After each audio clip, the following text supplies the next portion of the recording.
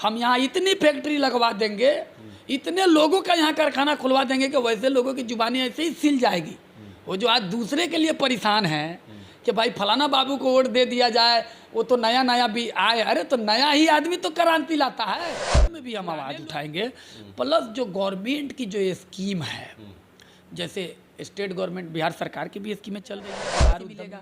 क्या लगता है 10,000 15,000 यहाँ बांटा जा रहा है, तो आपकी इस रोजगार वाली स्कीम पर कितना ध्यान देगा वार्ड सदस्य? बेशक सभी वार्ड भाई जागरूक है, सभी वार्ड भाई समझ रहे हैं कि 10,000 और 15,000 से हम लोग का गुजर बसर थोड़ी हो रहा है मिले। और अगर आप उनके सैलरी को 5-6 रुपया नहीं करते हैं, जितना संभव होगा बजट में हम कहेंगे कि वार्ड भाईयों का सैलरी बढ़ाइए। भाई जनप्रतिनिधि बेरोजगार हो, इससे बड़ा मुद्दा क्या हो सकता है?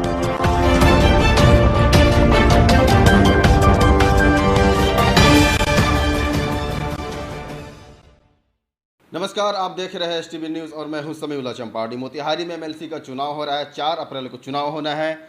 7 कैंडिडेट फाइट में है, मैदान में है, जिसमें 3 बैनर तले हैं, यानी पार्टी के साथ है, पार्टी ने समर्थन दिया है, और 4 निर्दलीय चुनाव लड़ रहे हैं। हमारे साथ देखिए एक चर्चित चेहरा है, बिल्कुल जाना पहचाना नाम, एहतशामुल हक अकरम सिद्दीकी, जो एमआईएम ने इनको समर्थन दिया है। एमआईएम पार्टी से ये चुनाव लड़ रहे हैं। जिस तरह से इनकी पार्टी बेबाक अंदाज से जानी जाती है, उसी तरीके से ये भी बेबाकी के अंदाज में ये वार्ड सदस्यों की समस्या के लिए जाने जा रहे हैं। कई इंटरव्यू में इन्होंने बताया है कि भाई वार्ड सदस्यों के मुद्दे को हम उठाएंगे, सदन में पहुंचाएंगे, उनकी समस्या पर पैनी नज़र हमारी रहेगी। तो अब इनसे हम जानना चाह रहे हैं कि भाई ये वार्ड की समस्या कैसे दूर करेंगे। हमारे साथ है, बात करेंगे। सबसे पहले तो स्वागत है जी। बिल्कुल, हमारे तरफ से एसटीवी के सभी टीम को शुक्रिया, धन्यवाद। बताइए, बार बार आपकी बात आ रही है, बार बार आप कह रहे हैं कि हम वार्ड सदस्यों की समस्या को उठाएंगे, उनको रोजगार दिलाएंगे, उनकी समस्या पर पैनी नज़र हमारी रहेगी। क्या प्लानिंग है, उनकी समस्या को कैसे दूर करना चाह रहे हैं? देखिए, मेरे पास प्लानिंग ये है कि सबसे पहले तो अल्हम्दुलिल्लाह अगर सभी वार्ड भाई मिल के हमको सक्सेस करते हैं, कामयाब करते हैं, तो 6 साल तो मैं मुद्दा उठाऊंगा ही, उसमें तो कोई दो राय नहीं है। उसके लिए मैं गवर्नमेंट से लड़ूंगा ही, उसमें कोई दो राय नहीं। पंचायती राज के हर एक मुद्दे को मैं उठाऊंगा, उसमें कोई दो राय नहीं है। लेकिन अब रहा सवाल हमारे वार्ड भाइयों का, तो वार्ड भाइयों का मैं जितना क्षेत्र में भ्रमण किया हूँ, जितने भी हम वार्ड भाई से मिले, सभी वार्ड भाई कहीं ना कहीं बेरोजगार हैं। 90% वार्ड भाई हैं जिनके पास कोई रोजगार नहीं है। उन सब का मानना है कि देखिए अकरम साहब, 500-1,000 रुपया महीना हम लोग को मिल रहा है, तो इसमें हम लोग का गुजर बसर हो नहीं रहा है, और हम लोग बाहर भी नहीं जा पा रहे क्योंकि वार्ड में चुने हुए हैं, हमको वार्ड में रहना है। तो हम लोग के लिए सर कुछ ना कुछ आप कीजिए। सबको हमसे एक उम्मीद आशा लगी हुई है। तो हमारा मानना ये है कि सदन में भी हम आवाज़ उठाएंगे। प्लस जो गवर्नमेंट की जो स्कीम है, जैसे स्टेट गवर्नमेंट बिहार सरकार की भी स्कीमें चल रही है, बिहार उद्यमी योजना, जिस योजना के द्वारा लगभग 16,000 लोगों को गवर्नमेंट ने लोन दिया है। 5 लाख रुपया सब्सिडी यानी सहायता राशि, 5 लाख रुपये का मात्र 1% इंटरेस्ट भर के देना है। ये बिहार सरकार की स्कीम है। प्लस सेंट्रल गवर्नमेंट की भी स्कीम है, एमएसएमई के द्वारा बहुत सारी स्कीम है ग्रामीण क्षेत्र के लिए। आप आटा चक्की लगाइए, मशीन लगाइए, फर्नीचर खोलिए, अरे लिस्ट भरी पड़ी है एमएसएमई के द्वारा। और मैं खुद भी पीएमजीपी के द्वारा 25 लाख का लोन लिया, मुझे गवर्नमेंट ने उसमें 10 लाख का सब्सिडी दिया। तो जो चीज़ मुझे मिल सकती है वो सारी चीज़ें मैं मेरे वार्ड भाई को भी मिल सकती है। इसमें कोई बड़ी चीज़ नहीं है।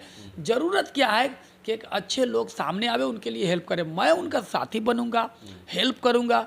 5500-5400 जो भी वार्ड भाई जीते हैं, कोई बहुत बड़ा वार्ड भाई की संख्या नहीं है, और इतने लोगों को मैं रोजगार दिलाने में सक्षम हूँ। इसके लिए मैं क्या करूँगा कि जो भी बिहार की स्कीम है और जो सेंट्रल की स्कीम है जिसके द्वारा मुझे लाभ मिला, मैं ये सारा स्कीम, सारा लाभ मैं मेरे वार्ड भाई को दिलवाऊँगा। अगर 10 लाख रुपये का उनको लोन मिलता है तो 5 लाख रुपया सब्सिडी मिल रहा है, तो 5 लाख रुपया सहायता राशि वार्ड भाई को मिला। और उससे जब वो बिजनेस करेंगे, तो आप ही बता दीजिए, आप 10 लाख रुपया लगा के बिजनेस करते हैं, तो क्या उससे आप 20,000 का महीना नहीं कमा सकते?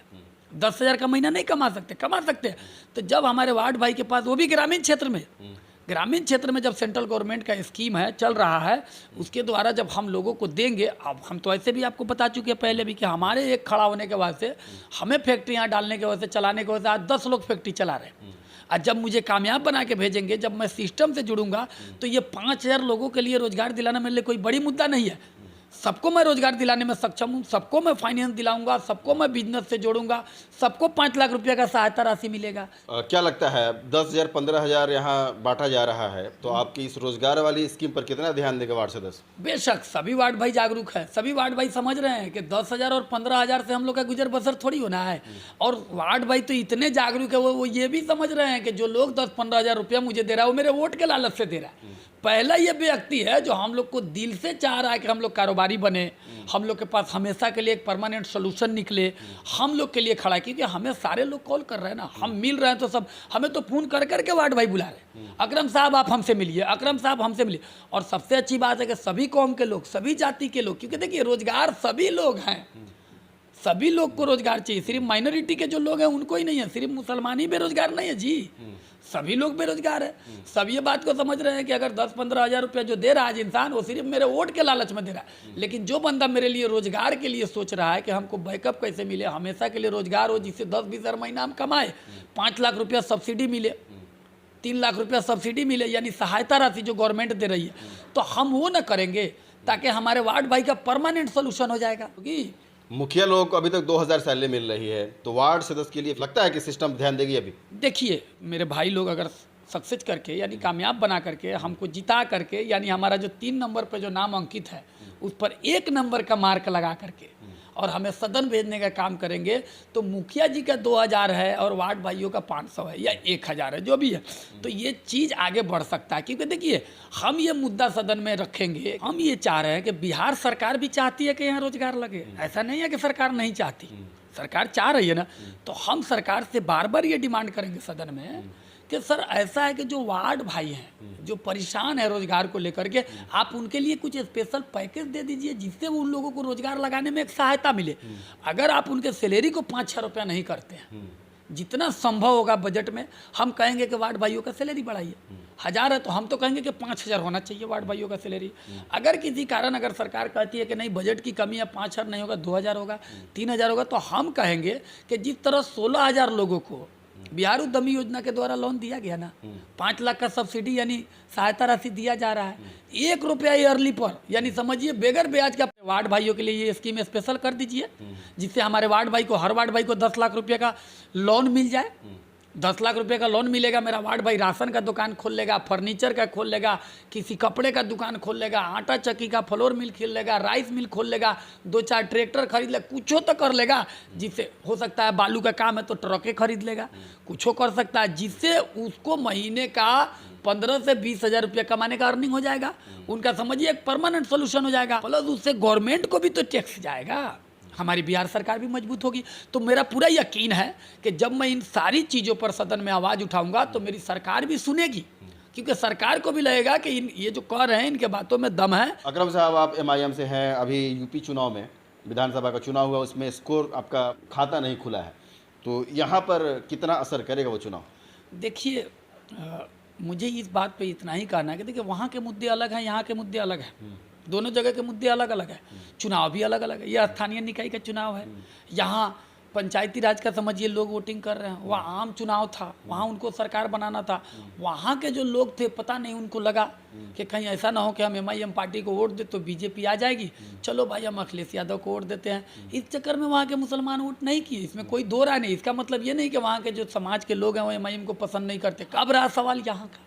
तो यहाँ स्थानीय निकाय का चुनाव हो रहा है, पंचायती राज का, और सभी वार्ड भाइयों को एक ऐसा कैंडिडेट की ज़रूरत है जो उनके लिए हक की लड़ाई लड़े। उनको पार्टी से ज़्यादा महत्व है उनका रोजगार, उनके अपने मुद्दे, वो चाहते हैं कि हम उनको लेके आए जो हमारे लिए सदन में आवाज़ उठाए, हमारे लिए काम करे, हमारे लिए कुछ ऐसा कर देवे कि भाई हम लोग का रोजी रोटी चलने लगे, हमारे पास कोई छोटा मोटा कारोबार हो जाए। तो हम इन लोगों के मुद्दे से जोड़ करके काम करना चाह रहे हैं।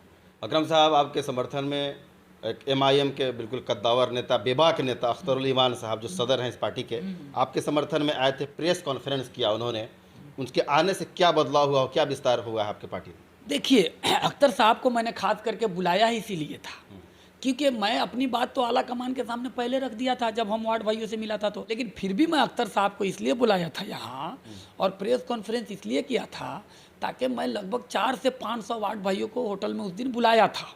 हमने तो वहाँ पे सभा भी रखा था स्कूल में, लेकिन देखा कि भाई सारे वार्ड भाई होटल में यहाँ करके हमारे अख्तर साहब से मिल रहे हैं, जुल रहे हैं, उसी में इतना समय निकल गया, 6-7 बज गया कि वहाँ जाने का हमको नौबत ही नहीं आया। तो हम बोले चलो अच्छा है, यहीं पे सारे वार्ड भाई उनसे मिले, बात किए, ताकि वो लोग अपना डायरेक्ट बात रखे। और सारे वार्ड भाई को इस बात का यकीन भी हुआ जब अख्तर साहब ने कहा कि ना ना ठीक है, हमारे साथी हैं, इनको कामयाब बनाइए, हम 5 लोग आपके साथ हैं, आवाज़ उठाएंगे। सभी वार्ड भाई को भी लगा कि नहीं, अकरम साहब बिल्कुल जो कर रहे हैं वो कर भी रहे हैं। उनको लगा, सभी वार्ड भाई आए, मिले, संतुष्ट हुए, सब कह के गए कि चलिए ठीक है अकरम साहब, इस बार वोट सिर्फ आपको देंगे हम, इसमें कोई दो राय नहीं है। अकरम साहब, क्या लगता है, आप बिल्कुल नए हैं और एमएलसी का चुनाव हो रहा है, ये विधायक के ऊपर का रैंक है, चुनाव कैसे जीत रहा है, कैसे फाइट कर रहे हैं, इसको किस रूप से देख रहे हैं चुनाव? देखिए अल्हम्दुलिल्लाह मुझे ये दिख रहा है कि बड़ा चुनाव है, बड़ा मुद्दा है, तो बड़ा ही मुद्दा बेरोजगारी है। और जहाँ वार्ड भाई जनप्रतिनिधि बेरोजगार हो, इससे बड़ा मुद्दा क्या हो सकता है? कहा जा रहा है आप बैकग्राउंड से है, राजनीति से दूर दूर तक रिश्ता नाता नहीं है, कैसे डील करेंगे? बिल्कुल, राजनीति तो मेरा दूर दूर का नाता नहीं है, लेकिन बिजनेस से बहुत दूर दूर का नाता है हमारा। तभी तो हम सबके लिए बिजनेस का प्लान लेके आ रहे हैं, तभी तो हम सब वार्ड भाइयों को 5 लाख रुपया सहायता राशि, 10 लाख का लोन दिलाने की ताकत रख रहे हैं। आज 500 लोग उस दिन होटल में आए, प्रेस कॉन्फ्रेंस में हमारे अख्तर साहब से सभी लोग मिले, सब होटल खचाखच भरा था। तो वो लोग को यकीन और बढ़ गया कि नहीं, अकरम साहब के बातों में दम है। तो हमारा बैकग्राउंड बिजनेस है, बिल्कुल पॉलिटिक्स नहीं है। तो भाई हमको पॉलिटिक्स से मतलब भी नहीं है, हम तो चाहते हैं कि हमारे बेरोजगार भाई को रोजगार मिले। देखिए अगर कुछ लोगों को लग रहा है कि हमारा बैकग्राउंड पॉलिटिक्स नहीं है तो अच्छी बात है ना, हम तो कॉमन आदमी है ही है, इसमें कहाँ तो रहा है, हमारा बिजनेस काम है, कारोबार है, तभी तो हम मुंबई से बिजनेस यहाँ लाए। अगर कहा जा रहा है बैग सिलने वाला बैग कारोबारी राजनीति कैसे करेगा? बिल्कुल, हमारे सभी भाई सिल रहे हैं, लेकिन इंशाल्लाह वो दिन दूर नहीं है, उनको कहने का मौका नहीं देंगे। हम यहाँ इतनी फैक्ट्री लगवा देंगे, इतने लोगों का यहाँ कारखाना खुलवा देंगे कि वैसे लोगों की जुबानी ऐसे ही सिल जाएगी। वो जो आज दूसरे के लिए परेशान हैं कि भाई फलाना बाबू को वोट दे दिया जाए, वो तो नया नया भी आए, अरे तो नया ही आदमी तो क्रांति लाता है। पुराने लोग जो साथी हैं तो क्या क्रांति लाए हैं? जो लोग हम पे कटाक्ष कर रहे हैं आज के डेट में कि वो तो नए हैं, उनका पॉलिटिक्स भी नहीं है, उनके बाप दादा पॉलिटिशियन भी नहीं है, तो युवा ही क्रांति लाता है। युवा लोग चेंज करके दिखाएंगे। आप लोग पुराने होके, जो लोग कटाक्ष कर रहे हैं, पुराने होके चंपारण के लिए क्या किए हैं? कोई इंडस्ट्रीज लगाए हैं? कितने लोगों को रोजगार दिलाए है?